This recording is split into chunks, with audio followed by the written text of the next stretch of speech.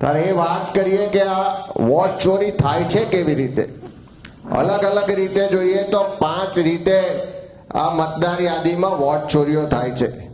અને આ 5 જે પદ્ધતિઓ છે એ પદ્ધતિમાંથી એટલું ચોક્કસ કહી શકાય કે એક પદ્ધતિ એવી છે કે સંપૂર્ણ ડુપ્લિકેટ મતદાર હોય.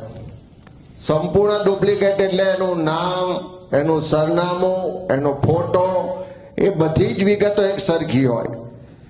બીજી પદ્ધતિ એવી છે કે સ્પેલિંગમાં વેરિએશન હોય.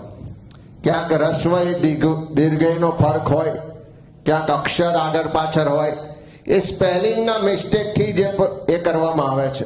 એટલે જે સંપૂર્ણ ડુપ્લિકેટ છે એના માટે એમ કહી શકાય કે એક વ્યક્તિ 2 વોટ.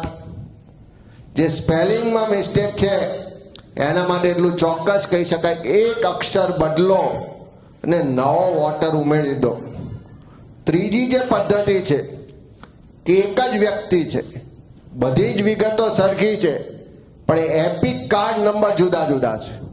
એટલે વ્યક્તિ મતદાર એક જ છે, પણ 3-4 આઈડી હોય એના આધારે 3-4 વોટ એના નોંધાયા છે. ચોથી જે પદ્ધતિ છે કે આપણા ગુજરાતમાં છીએ, ગુજરાતી ભાષા માટે આપણને સૌને ગૌરવ છે. આ જે પદ્ધતિ જોઈ એમાં આ મતદાર યાદીઓની ચકાસણીમાં અનેક જુદી જુદી ભાષાઓ જોવા મળી, અનેક રાજ્યોની ભાષાઓ જોવા મળી.